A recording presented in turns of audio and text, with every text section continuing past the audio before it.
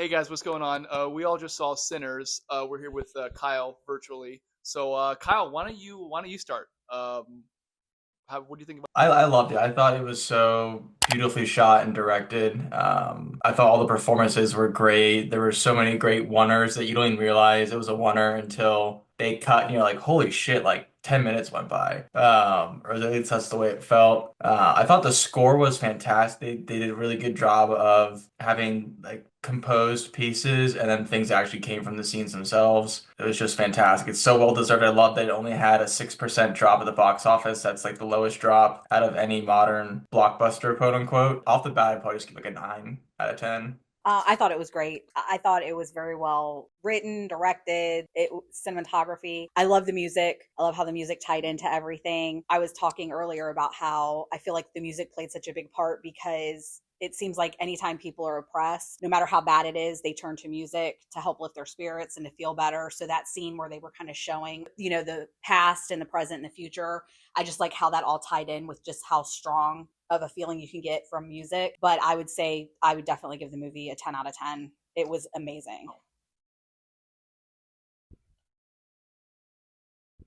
I thought it was a really good movie. I think the a lot of the scenes did tie in together really well. The story wise, it was a really definitely well written, like she said, well directed movie. I don't think I really had a problem with anybody's character in the movie.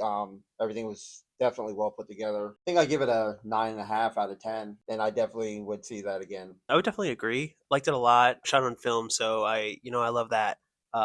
Looked just great, fantastic. I really liked the thing they were doing with like the letterboxing, where they were like showing scenes in letterbox, and then they take away for some scenes. I didn't really, unless you guys picked up on it, I couldn't find like a reason, like a theming on like letterbox versus non-letterbox throughout the movie. I was trying to figure it out. That's Well, actually, that's yeah. IMAX. So, Yeah. well, Oh, it's just IMAX. yeah. I was gonna talk about later. That's really my only complaint, like major complaint with the movie, is that because like some like scenes were filmed with the IMAX camera and some weren't, it was kind of like the scope changes felt like kind of random. They did a good job during the beginning of, like, I guess, spoiler alert for the movie. Go see it; it's good. The like near the end when they had like a big vampire battle and the scope changed to IMAX slowly, I thought that was well done. But there was like a lot of scenes where it just kind of like randomly swapped between letterbox and full range, and it's like, I don't know. I wish there was more of like a theme tying in the IMAX camera changes. Like maybe only the car scenes had IMAX or them, but it felt kind of random at times. But that's like really my only major complaint. I'll get to the review later. But yeah, I would agree with Evan. That's really like, I guess my only complaint is that. So I would agree. I'd say 9.5 out of 10. I really like this movie. I would probably give it a 9.5 out of 10 too, but I'm gonna give it a 9 out of 10. I have to take off points. There was not a guitar battle between the protagonist and the evil vampire. It would have been a banger because like I really love how they like tied in the music to the movie. Like the first half of the movie had like a lot more like classical music, and then by the time the like present, past, future scene happens, like they put like a lot more rock guitars in the soundtrack to have like the vampires. I really love how they did the vampires in this movie. Like I think like they did a good job of making it appealing to become a vampire, and like in a sense, like you can understand why these people are like they want to be vampires and like want other people to be vampires because like join the club, like they did a good job of that. And like I think it seemed like they're doing like vampires kind of like a metaphor for like assimilation, with like the Irish guy was the first vampire, and then like he kind of like assimilates like all the like into like that Americanism, and then like he's trying to assimilate everyone else into like that American culture and like taking their music and stuff. I guess like maybe that's kind of how I read it, and I really loved major spoilers the final scene with like Buddy Guy and like the present. I thought like the vampires were just kind of chill with them because it's like just like you want to be a vampire last chance. But like I really like the movie. I think I described it walking out of the theater to Sunny as like it's kind of like a Dusk Till Dawn like rock opera, and I like by the end of the movie, and I really like that. The action was all shot. The vampires look great. There wasn't really any part of the movie that like looked bad. I think the movie is well paced for being like 2.5 like almost 2.5 hour movie. Like I mean you could say the first half was a little slow, but I think it did a good job of like introducing all the characters and like what they went through and like establishing like this is their like big moment that kind of like ties through like the themes of the movie. Yeah, I'd give it a 9 out of 10. Really good movie. Go see it. I just want to like say like it's just great to see like an unironic, a good vampire movie with like good action and like great characters and great performances. It's good stuff. Yeah, I would say overall I agree. I would say and probably 8.5, maybe 9.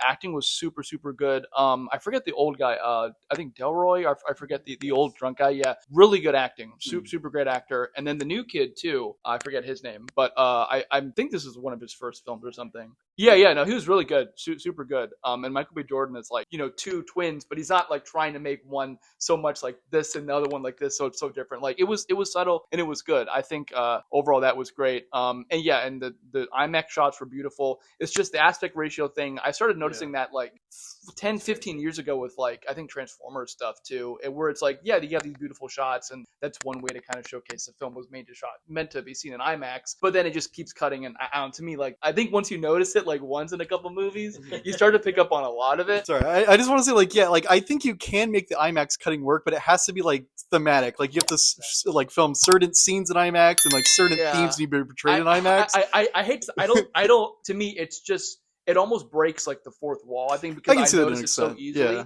that I would only ever like it if it was like the movie was kind of fourth wall breaking or it was kind of like some kind of gimmick. Whereas like this it wasn't that kind of theme. So to me, it's just like every time it happened, I was like, okay. I completely agree. I was about to say like, okay, like maybe like, like a horror movie of like the Wolfman vision is in IMAX and all those scenes are in scope. Stuff like that.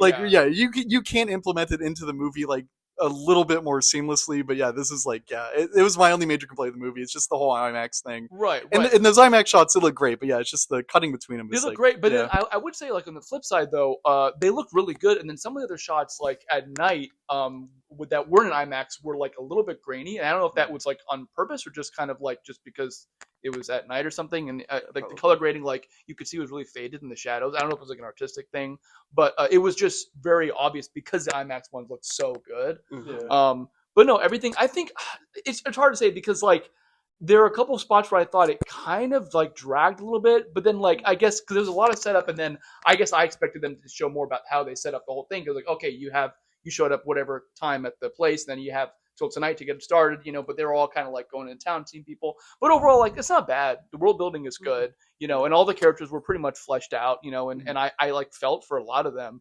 And then of course, like after one by one people kind of get taken out by the vampire, spoilers, then eventually like you see them come back, and then like they're not cool with them, but it's like I don't know, like the dynamic was awkward where like they're stuck in the house, they'll see the vampires for a bit, come back in, they'll talk to them for a bit, and it was like the only reason why I gave it like a 9 out of 10 instead of a 9.5 or a 10 was like some of you guys mentioned it was a little bit of a slow burn in the beginning. And for me personally, I got attached to quite a few characters I feel like kind of had an unceremonious end, like Slim and Perlene and Grace, I think was her name. Like the way she kind of went out like just on fire killing somebody. I was like, okay, like we were like doing a really good job of the world building in the beginning, and that was like made the slow burn justified. And then she's like, "Come on in," and then all these people die that you get really attached to without really having a justified arc or ending for me. I think that's the only reason why it wasn't a perfect 10 out of 10 for me. But that's just me being a little nitpicky because it was a really good movie. I mean, but I kind of agree with Kyle. Like they kept cutting back to it, but like I definitely didn't feel like the emotion there when she was dying, just because there was so much going on. But it just kept cutting. Like if they like kept that shot for a while, I feel like it would have been a little more emotional. But the fact that they just kept cutting away to more chaos and then back to her burning, it like Kinda it like definitely what he did with his brother when he was on top of him and he hesitates, and then it was it would have been better if they would have had that for him, like for her and her husband, like they did for the two brothers. Yeah, I feel like they could have like those moments could have hit a little harder, which is again like just me being nitpicky. But a little aside from that, I cannot find a single other flaw in the movie for me. So, And I can say, as people who aren't like, we don't make movies and we don't direct or write, I didn't notice the transition between the IMAX, and I didn't notice it at all. I don't know. Yeah, me neither. Yeah.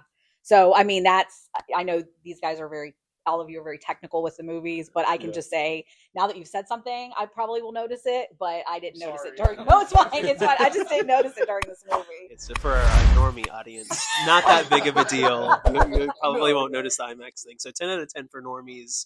For critics like us, 9.5 out of 10. Or for those who wanted a guitar battle at the end, maybe even an 8 at that point. Totally, I think that's pretty much it. Not a gay movie, kind of a gooner movie, honestly. Haley Steinfeld, spit in my mouth, please. Oh, she was moving different. She was moving different in this movie.